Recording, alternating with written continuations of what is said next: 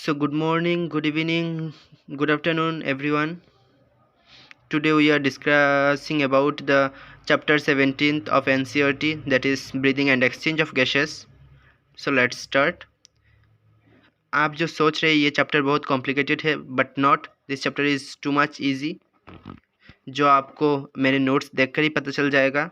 सो पहले एनसीईआरटी के कुछ पन्ने देख लेते हैं, जो कि ये फर्स्ट पोर्शन है, जो आपको दिखने में बहुत कॉम्प्लिकेटेड लग रहा होगा क्योंकि अभी भी आप लोग बहुत देर से एनसीईआरटी के साथ मिल नहीं गए, but that is too much easy. यहाँ से हमें क्या पढ़ना है, ब्रीदिंग क्या होता है और ब्रीदिंग और रेस्पिरेशन में क्या डिफरेंस होता है. इसके बाद ये रेस्पिरेटरी ऑर्गन आता है, जहाँ पर हमें ये पढ़ना है कि कौन से ऑर्गेनिज्म किस रेस्पिरेटरी पार्ट के जरिए या किस ऑर्गन के जरिए अपना रेस्पिरेशन कंप्लीट करता है, जो कि नोट्स में बहुत अच्छी तरह से चार्ट के जरिए आप लोगों को मिल जाएगा. या ये है ह्यूमन रेस्पिरेटरी सिस्टम, जो कि टू मच इम्पोर्टेंट है.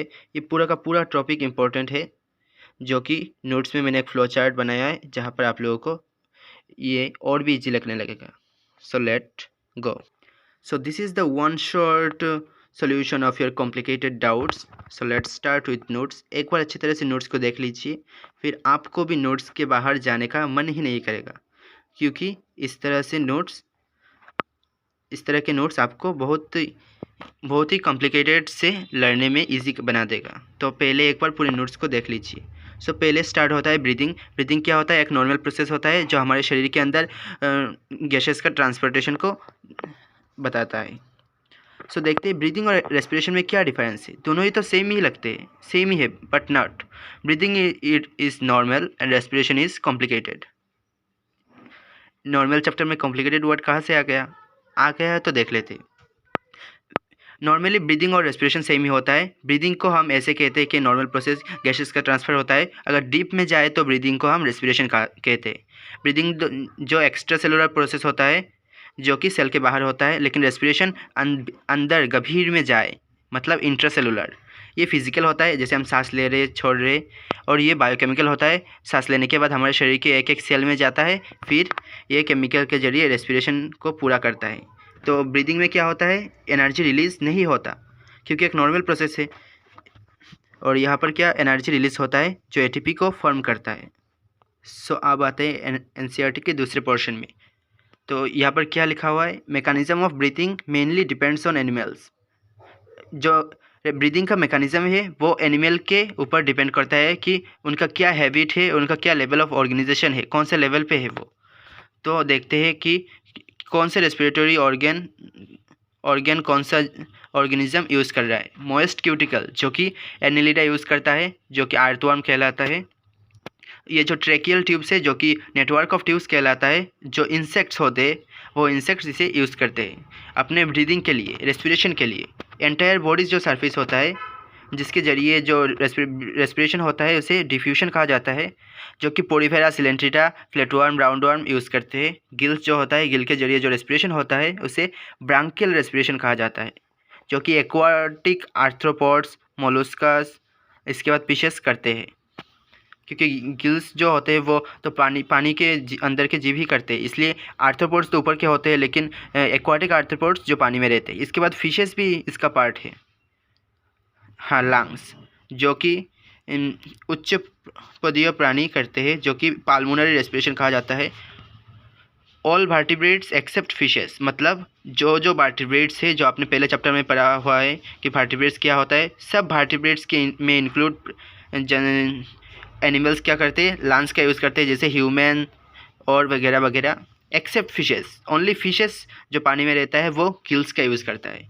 जो मॉइस्ट स्किन होता है उसके जरिए फ्रॉग, जो अपने मॉइस्ट स्किन के जरिए भी क्यूटेनियस रेस्पिरेशन कर सकता है, मतलब जो रेस्पिरेशन करता है उसे क्यूटेनियस रेस्पिरेशन कहा जाता है.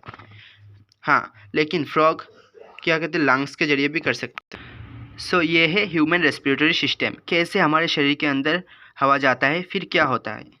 तो पहले एक डायग्राम के जरिए समझ लेते हैं. यहाँ से हमारे नाक से हमारा एयर एंटर करता है, फिर ये जो है नेसल पैसेज, नेसल, ये दो नोस्ट्रल्स होते हैं, यहाँ पर नाक के दो गड्ढे, यहाँ से हवा अंदर जाते हैं, फिर नेसल पैसेज जो है ये पैसेज पूरा पैसेज के जरिए नेसल चैम्बर में जाता है, फिर नेसल चैम्बर से होते ही ऐसे आता है, इधर से खाना जाता है, इधर से खाना जाता है, फिर दोनों एक ही पाइप से जाते हैं जिसे फेरिंग्स कहा जाता है, जो गले का पार्ट है जो कि कॉमन होता है फूड और हवा दोनों के लिए। इसके बाद ऐसा जाता है फिर तो फूड और हवा दोनों एक साथ नहीं जा सकते, वरना तो हमारे ब्लॉक लग जाएगा हमारे अंदर। इस तरह से ईसोफेगस जाता है, ईसोफेगस से फूड चला जाता है, और ये जो पार्ट है इस तरह से हमारा हवा अंदर जाता है। जो ये जो फूला हुआ है जहाँ से हवा फूड से अलग होकर इस पाइप से जाता है, ये फूला हुआ एक बॉक्स लाइक स्ट्रक्चर है जिसे हम लेरिंग्स कहते हैं, जिसको वॉइस बॉक्स भी कहा जाता है। यहाँ से साउंड का प्रोडक्शन होता है, और यहाँ पर एक एपिग्लोटिस भी होता है, एपिग्लोटिस जो कि हमारे खाना आते समय और अलग होते समय हवा से यहाँ पर घुसने से इसे मना करता है, यह घुसने नहीं देता। इसके बाद हवा इधर आता है, और ये जो पार्ट है आने का एक ट्यूब लाइक स्ट्रक्चर, इसे कहते हैं ट्रेकिया, जिसे विंड पाइप भी कहा जाता है। इसके बाद ट्रेकिया आकर दो पार्ट्स में डिवाइड हो जाता है, जिसे ब्रोंकियल्स जो अंदर है ये ब्रोंकाई होते हैं, दो, ये एक ब्रोंकाई और ये एक ब्रोंकाई, जिसे एयरवेज भी कहा जाता है। फिर ये दोनों ब्रोंकाइज हमारे लंग्स में एंट्री कर लेते हैं। So this is the flow chart of our human respiratory system, कैसे हवा अंदर जाता है। तो सबसे पहले ये क्या, पेयर ऑफ नोस्ट्रिल्स, हमारे नाक के दो गड्ढे से थ्रू नेसल पैसेज, जो नेसल पैसेज आपने देखा था, इस नेसल पैसेज के जरिए नेसल चैम्बर में जाता है, फिर नेसल चैम्बर से फेरिंग्स में जाता है, जो कि common passage for food and air. ये एक ऐसा पैसेज है, एक ऐसा जाने का जरिया है जिससे फूड और एयर दोनों एक साथ जाते हैं। फिर ये जो फेरिंग्स है इस पार्ट से ट्रेकिया में जाता है थ्रू लेरिंग्स, जो कि गले का पार्ट है, जो कि लेरिंग्स क्या होता है, हेल्प्स इन साउंड प्रोडक्शन, जहाँ पर हवा और वो क्या कहते हैं फूड अलग हो जाते हैं। हवा एक तरफ चला जाता है ईसोफेगस से, फूड एक तरफ चला जाता है ईसोफेगस से होते हुए, और हवा चला जाता है इस जो लेरिंग्स के जरिए चला जाता है ट्रेकिया में। तो लेरिंग्स का काम क्या होता है, हेल्प्स इन साउंड प्रोडक्शन, और इसे कॉमनली कहा जाता है साउंड बॉक्स।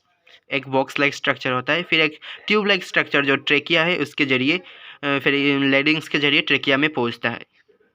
सो आप लोग ये गोल अंडे के अंदर जो पार्ट देख सकते हैं, ये पार्ट को हम मिड थोरेसिक पार्ट कहते हैं। सो देखते हैं। सो ये पार्ट मिड थोरेसिक पार्ट के अंदर आता है। सो ये मिड थोरेसिक पार्ट के ऊपर ठीक एक्सटेंडिंग के तरीके से ये जो ट्रेकिया है, ये ट्रेकिया खड़ा हुआ है, देखो खड़ा हुआ है ऐसा लगता है। सो ये थोरेसिक पार्ट जो पूरा है, जो हमें यहाँ इस डायग्राम में इंक्लूड नहीं है, बट ये यहाँ पर थोरेसिक पार्ट होता है जो हमारे पूरा शरीर का जिस गुल के अंदर आप लोग देख सकते थे उस पार्ट में एक्सटेंडिंग तरीके से रहता है। आ गया है, trachea is straight tube extending up to the mid thoracic cavity. इसके बाद ट्रेकिया का एक और पॉइंट है जो सो मच इम्पोर्टेंट है, it divides at fifth thoracic vertebra. Fifth thoracic vertebra क्या होता है, जो हमारे ये देखो, ये हमारे जो ये हड्डी होते हैं अपने सामने की तरफ, ये रेस्पिरेटरी पार्ट की तरफ जो हड्डी होते हैं इन्हें कहा जाता है वर्टिब्रा। तो वर्टिब्रा जो होता है उनमें फिफ्थ जो वर्टिब्रा होता है, ये फिफ्थ 1 2 3 4 फिफ्थ जो वर्टिब्रा होता है वहाँ पर ट्रेकिया क्या होता है, डिवाइड्स होता है टू पार्ट्स में, एक लेफ्ट प्राइमरी ब्रोंकाई और एक राइट प्राइमरी ब्रोंकाई, जो कि आप यहाँ देख सकते हैं। ये जो ब्रोंकाई है ये टू ब्रोंकाई है, एक लेफ्ट और एक राइट। फिर each bronchi divides and form secondary bronchi. हर एक ब्रोंकाई, जैसे लेफ्ट प्राइमरी ब्रोंकाई और राइट प्राइमरी ब्रोंकाई, जैसे लेफ्ट प्राइमरी ब्रोंकाई क्या करता है, डिवाइड्स हो जाता है सेकेंडरी ब्रोंकाइज में, सेकेंडरी ब्रोंकाई में डिवाइड हो जाता है, और ये भी सेकेंडरी ब्रोंकाई में डिवाइड हो जाता है। फिर ये क्या होता है, ये सेकेंडरी ब्रोंकाई टर्शियरी ब्रोंकाई में डिवाइड्स हो जाता है, और जो टर्शियरी ब्रोंकाई है वो ब्रोंकियोल्स में डिवाइड हो जाता है। तो देखते हैं ये टर्शियरी सेकेंडरी ब्रोंकाई ये क्या होता है। सो ये रहे हमारे ट्रेकिया, और ट्रेकिया डिवाइड हो गया लेफ़्ट और राइट प्राइमरी ब्रोंकाइज में।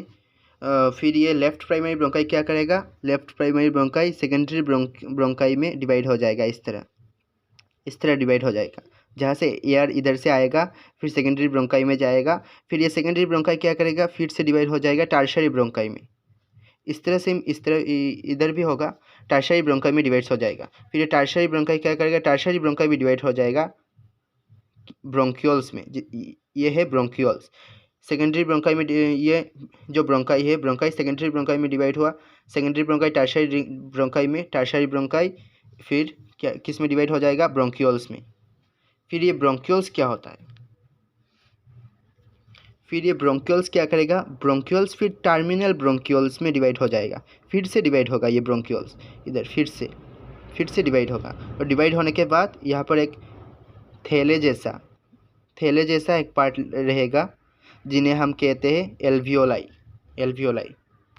ये एल्वियोलाई क्या करते हैं, एल्वियोलाई लास्ट स्टेप है। यहाँ पर हवा आने के बाद यहाँ पर जो ब्लड वेसल्स होता है, ब्लड वेसल्स यहाँ पर मैं अलग से दिखा देता हूँ। ये है, पकड़ लो, हमारा ये क्या है, ये एल्वियोलाई है। एल्वियोलाई के पास इधर ब्लड रहेगा, ब्लड वेसल रहेगा। एल्वियोलाई में हवा आ जाएगा, O2, मानो इधर से O2 आ गया, पूरे सिस्टम से होते हुए यहाँ O2 आ गया। फिर O2 इधर यहाँ पर आएगा ब्लड में, जो ब्लड है, और ब्लड से CO2 इधर चला जाएगा, जो कि ट्रांसपोर्टेशन ऑफ गैसेस हो गया। सो देख सकते हैं ब्रोंक्यूल्स के बाद कौन सा स्टेज आता है, टर्मिनल ब्रोंक्यूल्स, और टर्मिनल ब्रोंक्यूल्स से होते हुए एल्वियोलाई में आता है। सो एनसीईआरटी के एक और point, network of bronchioles, network of bronchi plus bronchioles plus alveoli bronchioles और नेटवर्क ऑफ ब्रोंक्यूल्स, मतलब ब्रोंक्यूल्स का जो जाल है वो सब मिलाकर क्या बनाते हैं, वो लंग्स बना देते हैं। लंग्स, हमारा जो लंग्स है वो किन से बना हुआ होता है, ये चीज़ों से बना हुआ होता है।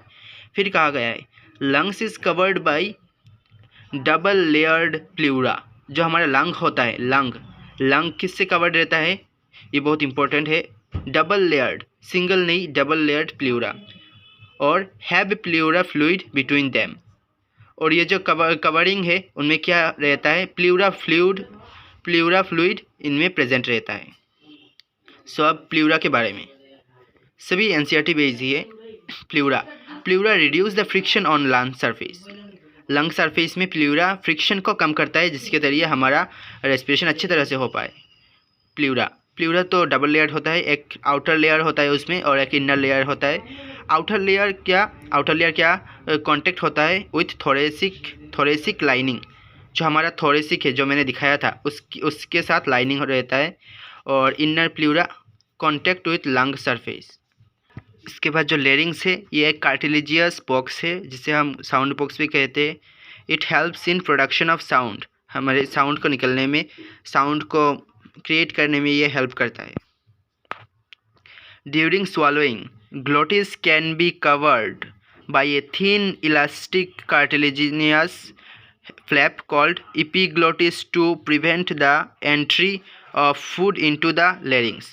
हमारे जो फेरिंग्स होता है वो तो कॉमन पाइप होता है फूड और एयर के लिए। फिर फेरिंग्स आकर डिवाइड हो जाता है, इसोफेगस में एक पार्ट चला जाता है जो फूड जाने के लिए है, और लेरिंग्स जो होता है उससे एयर जाता है। और उस जो एंट्री है, एयर की एंट्री है लेरिंग्स में, वहाँ पर एक एपिग्लोटिस होता है ताकि हमारे फूड उसके अंदर ना जा पाए। और उस जो एपिग्लोटिस है, वहाँ जो एक पार्ट है कार्टिलेजियस फ्लैप होता है, वहाँ पर जो जिसे हम एपिग्लोटिस कहते हैं, वो क्या करता है, उसे कवरिंग करके रखता है ताकि फूड अंदर ना जा पाए, ओनली एयर को एंटर करता है। इसलिए इसे एपिग्लोटिस कहा जाता है, जो कि फूड के एंट्री को प्रिवेंट करता है, मतलब लेरिंग्स में फूड के एंट्री को प्रिवेंट करता है, मतलब फूड को अंदर नहीं जाने देता। Part from external nostril to terminal bronchioles को हम कंडक्टिंग पार्ट कहते हैं।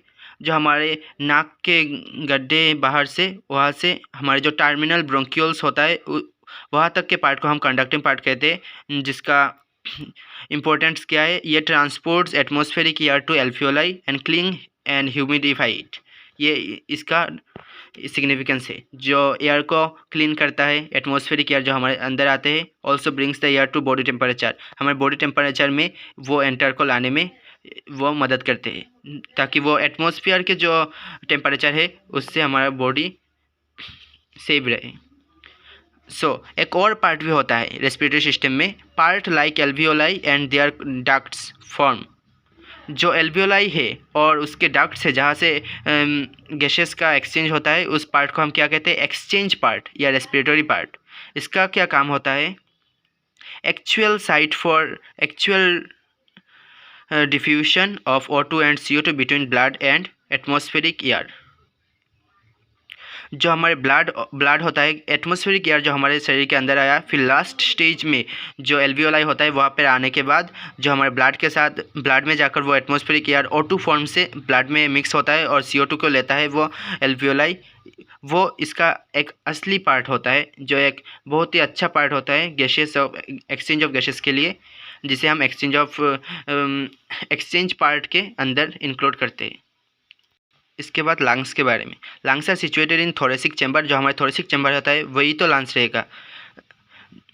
इसके बाद थोरेसिक चैम्बर चारों तरफ से किस तरह से बना हुआ है? डोर्सली वो वर्टिब्रम कॉलम, वेंट्रली इस तरह, और लेटरली और लोअर साइड से जिस तरह से बना हुआ है उस पार्ट को ये कहते हैं। Ribs, sternum, dome shaped diaphragm. जो कि ये जो स्टेप्स है रेस्पिरेशन के, इनको अच्छी तरह से देख लेना। ये है मैकेनिज्म ऑफ ब्रीथिंग। अच्छी तरह से इसे देख लेना। ये NCERT के क्वेश्चन को भी कंप्लीट हो जाएगा। इससे NCERT के क्वेश्चन भी जो है वो भी इन्वॉल्व है इस नोट्स में। So breathing involves 2 stage. एक होता है इंस्पिरेशन, जो आप देख सकते हैं सांस लेना, और एक्सपिरेशन सांस छोड़ना। इंस्पिरेशन क्या होता है? इंट्रापल्मोनरी होता है, जो लो प्रेशर होकर होता है, और जो एक्सपिरेशन होता है वो इंट्रापल्मोनरी होता है, वो उसका प्रेशर इंक्रीज़ होता है, जिसके कारण ये एक्सपिरेशन होता है। So the movement of air into and out of the lungs is carried out by creating and pressure gradient within the lungs and the atmosphere। तो एक प्रेशर ग्रेडियंट क्रिएट होता है जिसके कारण हमारे शरीर के अंदर एयर एंटर करता है, फिर एयर बाहर जाता है। ये है इंस्पिरेशन। सो आप डायग्राम के जरिए देख सकते हैं कि ये है डायफ्राम। जब ये डायफ्राम कंट्रैक्ट होता है, नीचे की तरफ आता है, और ये रिब्स और स्टर्ना ऊपर की तरफ चले जाता है, तब क्या होता है? थर्ड पॉइंट तब होता है volume of the thorax increase. ये थोरेक्स का जो वॉल्यूम है वो इंक्रीज हो जाता है, जिसके कारण air of the lungs enter होता है। बाहर एटमॉस्फेयर पे जो एयर है वो हमारे लंग्स के अंदर एंट्री करते हैं। सो ये है flow chart of the inspiration. जब मस्कुलर रीजन डायफ्राम कॉन्ट्रैक्ट होता है, जो आप लोग डायग्राम में देख चुके हैं। एक्सटर्नल इंटरकोस्टल मसल्स जब कॉन्ट्रैक्ट होता है मतलब बाहर की तरफ धकेल दिया जाता है, तब क्या होता है?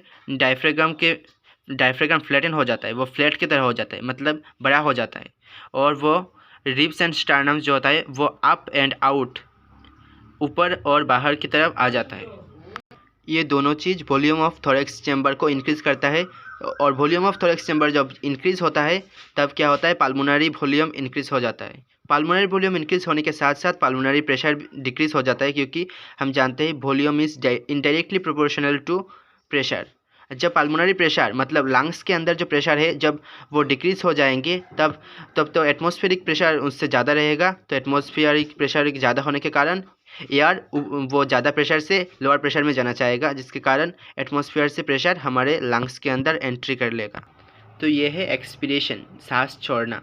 तो ये रहे एक्सपिरेशन के डायग्राम। देखो, डायफ्राम रिलैक्स्ड मतलब ऊपर की तरफ चले जाना, और ये रिब्स और स्टर्नम जो होता है वो बाहर की तरफ, जब अंदर की तरफ आ जाता है तब क्या होता है? वॉल्यूम ऑफ थोरेक्स डिक्रीज़ हो जाता है, जिसके कारण एयर बाहर का जो प्रेशर है वो कम हो जाता है, और अंदर की प्रेशर बहुत ज़्यादा होने के कारण एयर बाहर चले जाते हैं।